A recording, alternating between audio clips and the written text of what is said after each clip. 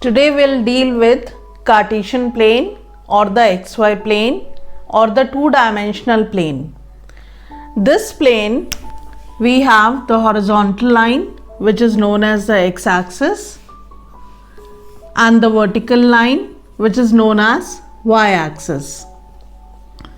The point of intersection of x-axis and y-axis is known as origin. X-axis and y-axis are mutually perpendicular to each other.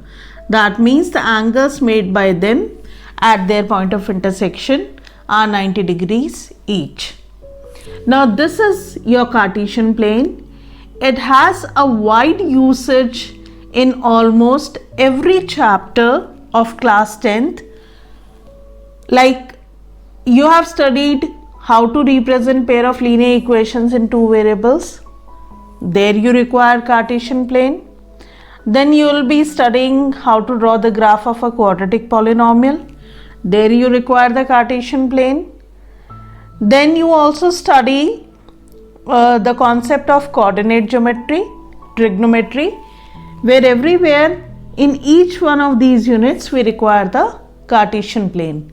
The Cartesian plane is also required in the field of statistics or in the chapter of statistics at the level of class 10th. So we must have the basic idea of Cartesian plane and the multiple usages of it. Now this is the Cartesian plane or the XY plane divides the whole plane into 4 quadrants in the anti-clockwise direction. This is your first quadrant.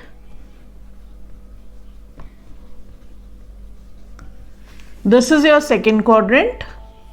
We are going in the anti-clockwise direction. Third quadrant and the fourth quadrant. As we have studied number line, so we know that towards right of 0 on x-axis numbers are positive.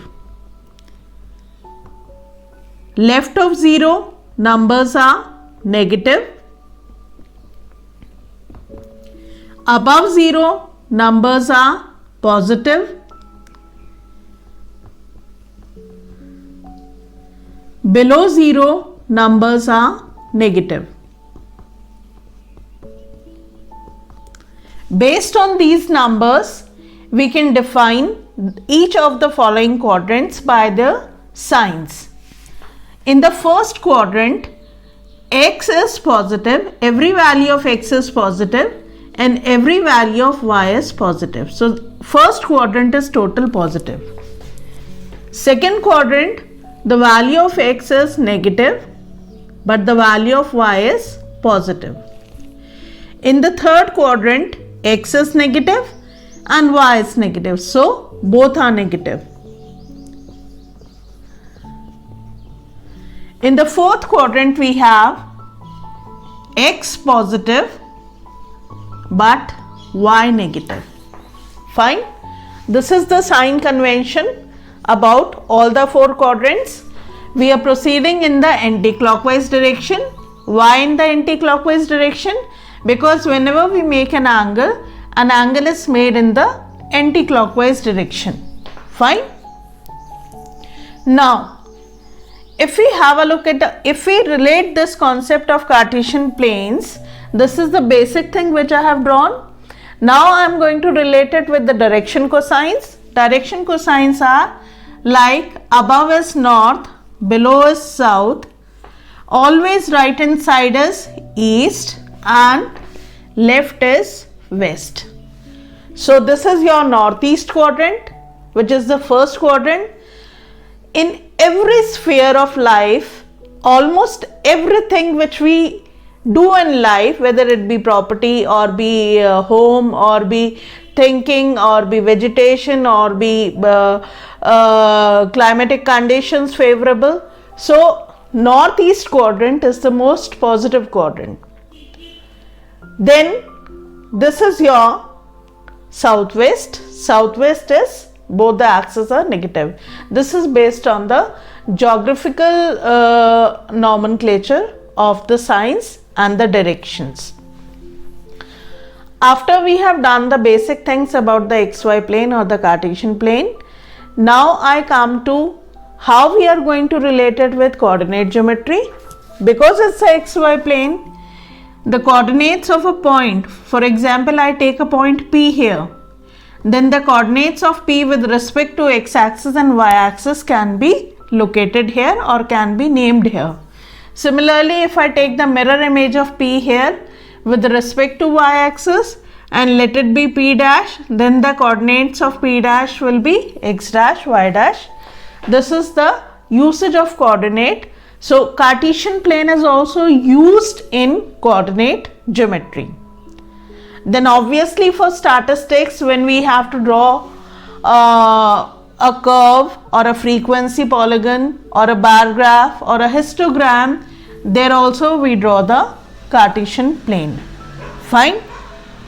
Then the most important usage of this plane in trigonometry is, in trigonometry, the word suggests the measurement of sides and angles of a triangle. So in trigonometry, to begin with trigonometry, we consider a right triangle. A right triangle is one in which one angle is 90 degree. Okay. So the other two angles automatically, if one angle is 90, by the angle sum property, the sum of other two angles will also be 90 degree. So if this is 90, this angle I consider theta, this angle will become 90 minus theta because the sum of these two has to be 90 degree. Now how do I relate this concept here with the Cartesian plane? When we make an angle, in the first quadrant, as I have listed, x is positive, y is positive. Now when we draw anything in the first quadrant, its coordinates are positive. Fine. Now suppose I have introduced you here with trigonometry. What's the usage of trigonometry here? According to trigonometric ratios, in the first quadrant, this is your angle. Maximum angle is 90 degree. So theta lies between 0 and 90 degree. From 0 degree, you start from the x-axis as the baseline. From here to this point, this is minimum is 0 and the maximum is 90. So angle in the first quadrant lies between 0 and 90 degree. Then again, this will remain the initial point. Angle in the second quadrant lies between, theta lies between 90 and 180 degree. Fine. Coming to the third quadrant, in the third quadrant, theta lies between 180 degree and 270 degree. In the fourth quadrant, theta lies between 270 degree and 360 degree. So this is how trigonometry is associated with the quadrants. Fine. This is the level of class 10th.